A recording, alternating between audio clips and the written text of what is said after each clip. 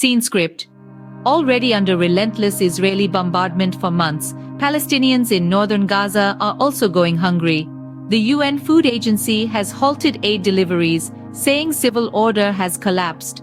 So how can Israel be stopped from using starvation as a weapon of war?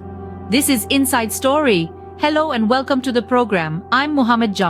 The World Food Programme is suspending aid deliveries to northern Gaza because it's too dangerous.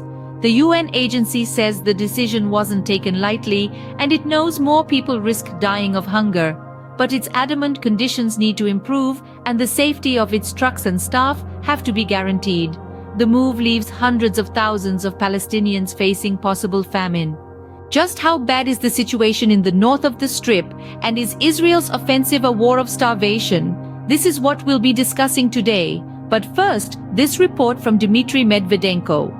At the beginning of its war on Gaza, Israel cut off supplies of everything Palestinians needed to survive, closing its 2 border crossings and bombing Rafah, the crossing linking Egypt to the Strip. Before October 7th, 500 trucks would enter Gaza daily. Most of the population depended on humanitarian assistance.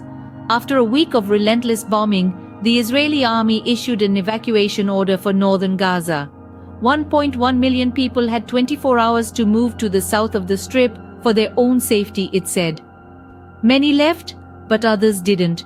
In the months that followed, even those so-called safe zones came under attack, and some families made the difficult decision to return home or to what was left of it. It was weeks into its assault before Israel allowed the first trucks back in, and far below pre-war numbers. The UN has repeatedly accused Israel of blocking almost all aid deliveries to the north. This year, it says only 10 of more than 60 planned convoys have reached northern Gaza.